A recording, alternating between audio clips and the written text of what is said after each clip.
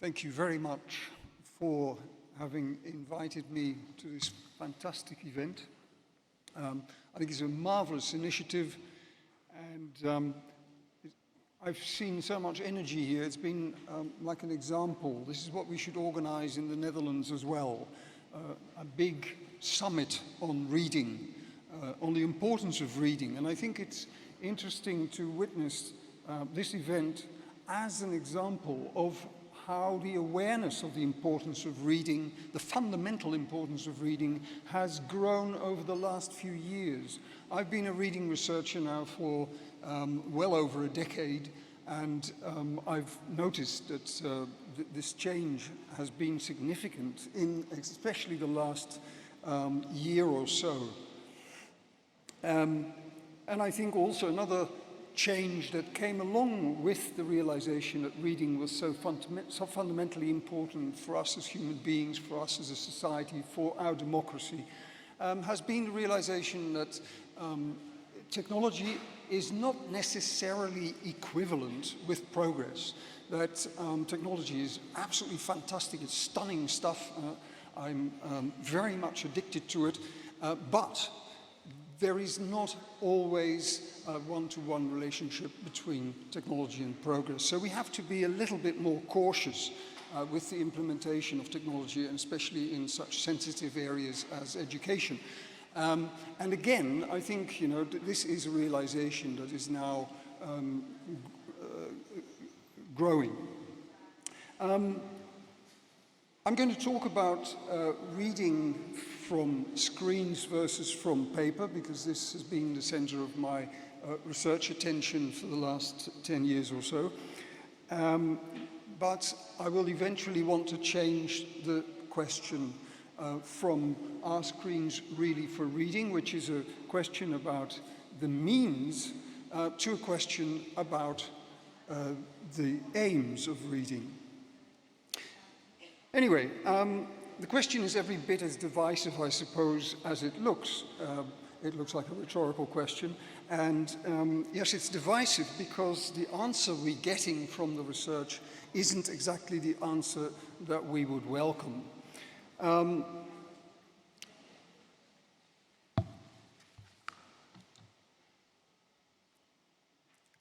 We started in 2014 with a European-wide research group. I founded it with my colleague Anne Mangen from Norway, and this was a team of about 180 reading researchers from all over Europe, trying to answer that question, whether it was really perhaps a problem that people had to use screens to read, especially in education. Well, the outcome is that, and it's an outcome of our research, but it's been corroborated by many meta-analyses, literature reviews, that it's become unambiguously clear that reading comprehension suffers from screen in comparison to paper. So if we read exactly the same text from screens and exactly the same text from paper, it turns out that the comprehension is lower from screen than from paper, especially for non-narrative text, for more complex texts, and under time restraints. In other words, very typically, the sort of situations in which you would want that difference not to exist. Surprisingly, we also found that, these are the two ways in which we express this. Reduced depth of processing and reduced metacognitive learning regulation are the two key phrases that characterize the use of screens compared to paper. But one of the most surprising outcomes, because this was really something that we had anticipated, but the most surprising outcome was that this problem increases over time. This is a time period in which we did a meta-analysis on the available studies. Between 2000 and 2017, we saw that rather than and this was our own prediction as well as the prediction of all our colleagues, well, you know, we have a whole generation of digital natives growing up, so obviously they're going to be used to reading from screens, therefore there will not be such a gap anymore. The reverse is actually what was the case. The gap is increasing rather than decreasing. So if we want to start and address this problem, then of course we would like to know, well, what's the origin of what we call screen inferiority?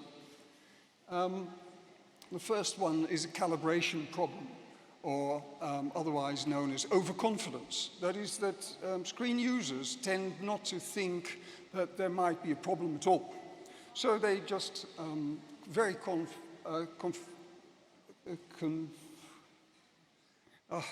sorry, English is my second language. Confidently entering on the reading of screen text as if they are completely masters of the medium, which of course is part and parcel of these young people being part of the digital generation. It's more their field than it is the field of the people who are teaching them. So that leads to this overconfidence, the calibration problem. The second reason for screen disadvantage that we identified was that, and this is a very popular way of expressing it, that screens are taken less seriously than paper. There's much more technical language to explain this, but this explains it well enough for our purposes for today, I think.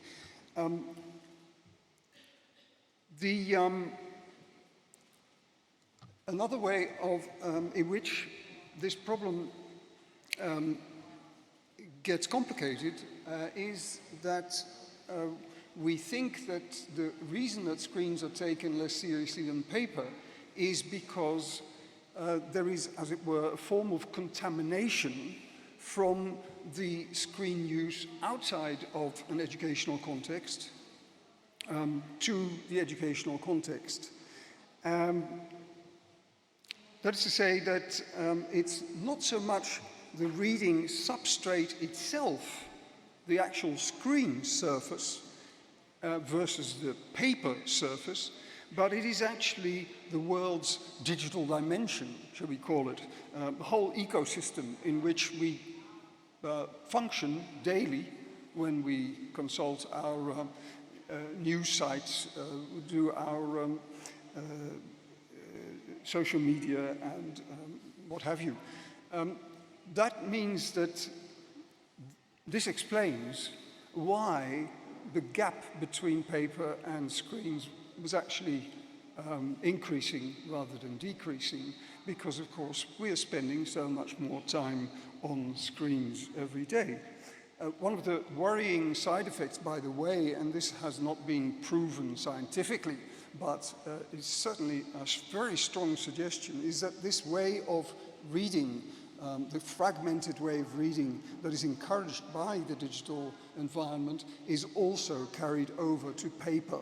In other words, this is one reason why people find it much harder to concentrate on longer texts. So longer form books are increasingly a challenge. And that's not just to the younger generation. I mean, I notice it even among my colleagues, that people do not find the time or the patience to read through an entire book-length text.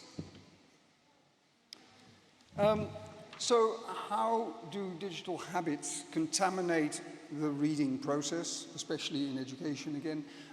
Well, I don't think any comment is needed here. We are probably familiar with all of these.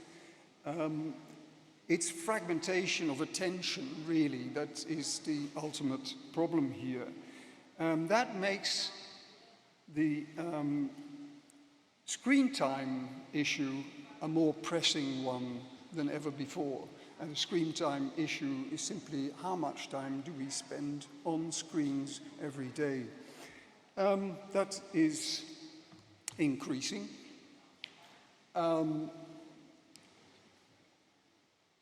And that means that we're reinforcing our e-reading habits and that we're not going to see digital natives at all in the future because we are all going through the same process of increasing our screen time. So it does explain that the disadvantage that we noticed in between 2000 to 2017 isn't going to go away.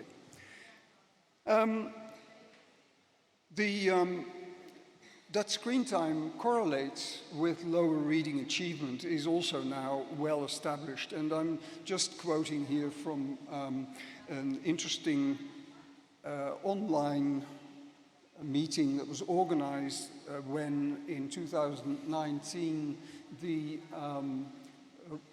PISA report on 2021, on the PISA report on 2018 was appeared.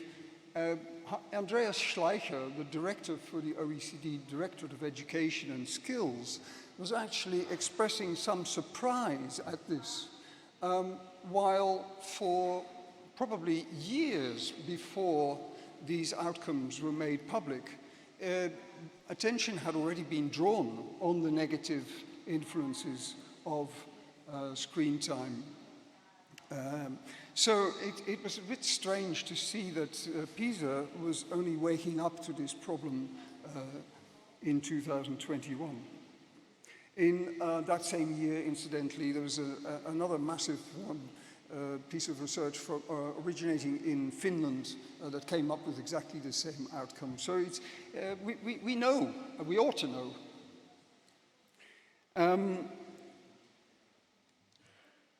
Screen time is incidentally also linked with the long-form reading crisis. Now, I hesitate to talk about the long-form reading crisis in Lisbon because I've just been told that here the figures are actually going up.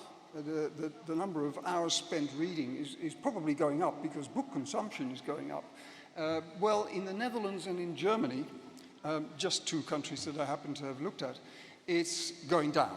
So I hope that we will eventually also have this good news that Portugal has just got on this subject.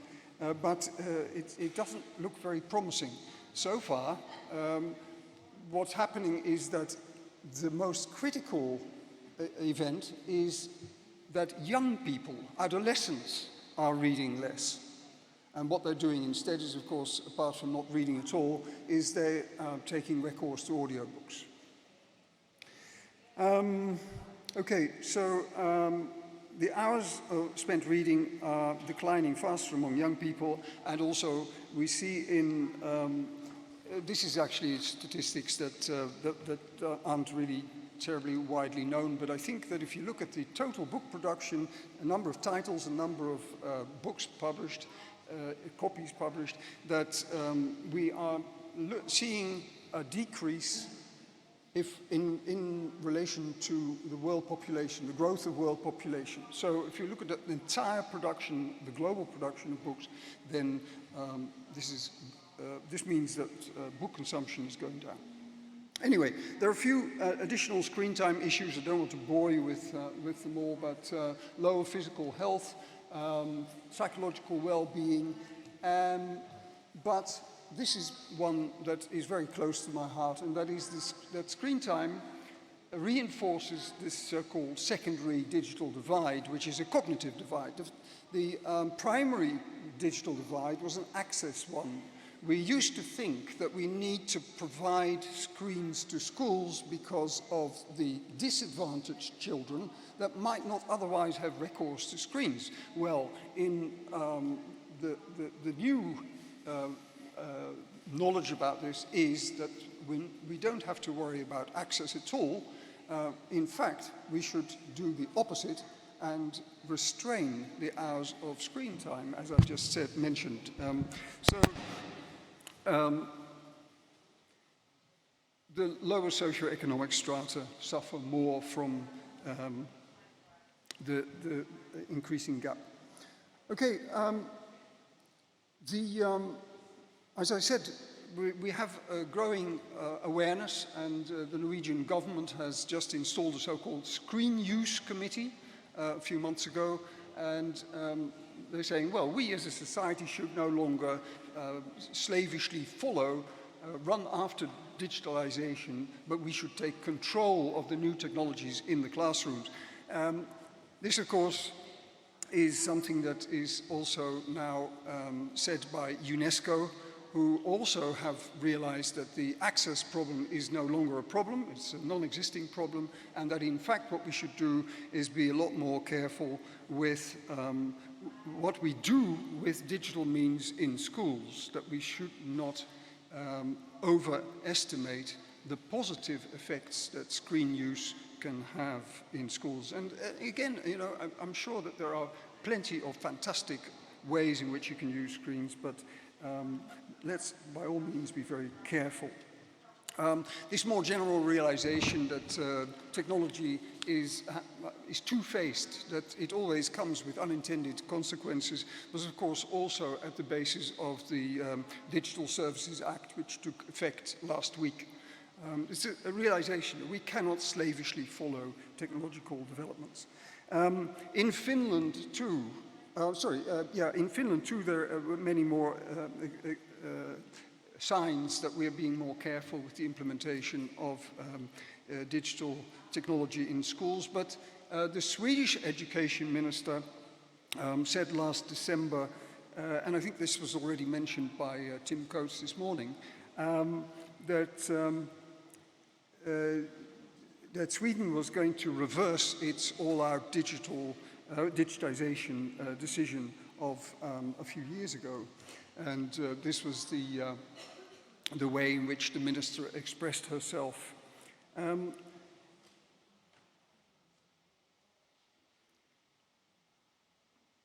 As I said, it's a little bit of an inconvenient truth, because we are a digitizing society, and how can we now reconcile the fact that digitization is all around us and that it has so many very good sides with the problems that it presents in education? Well, I don't have an answer to this problem, but rather than end on a negative note, I'd like to, as I said, rephrase the question that I started out with. So rather than asking, are screens or paper better for reading, I would like to go to the content, and the real question is, how can we best improve children's literacy? Well, to answer that question, a small group of reading researchers published a white paper on the importance of what we called higher level reading, or sometimes called deep reading more popularly. It was published in an online magazine, but we are this year producing a shorter two-page manifesto, which goes under the name of the Ljubljana Reading Manifesto. Ljubljana, because this year at the Frankfurt Book Fair, Slovenia is the guest of honor. And Slovenia has decided to make reading its main theme this year.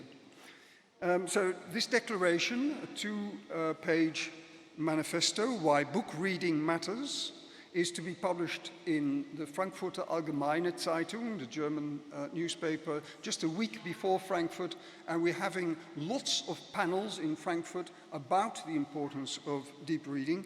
The declaration, incidentally, is supported by the International Publishers Association, the Deutsche Akademie für Dichtung und Sprache, the Federation of European Publishers, PEN International, and IFLA, the International Federation of Library Associates.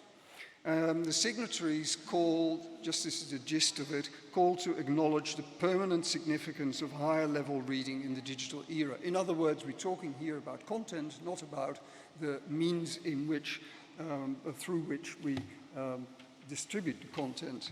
But this is the link to the professional program, and you can see all the sessions that are about this manifesto. And this is our logo, the Ljubljana Reading Manifesto. and this is the essence of our message. Deep, long-form reading is likely to remain one of the main paths that enables building cognitive capacities, new knowledge and vocabulary, and achieving such important cultural values as critical thinking, empathy, and perspective-taking. And we know that these are all critical skills for participation in education, for individual development, for the future of democracy. And I might add also for the future of the publishing industry, a sustainable future of the publishing industry. Thanks, Appel, for inviting me here.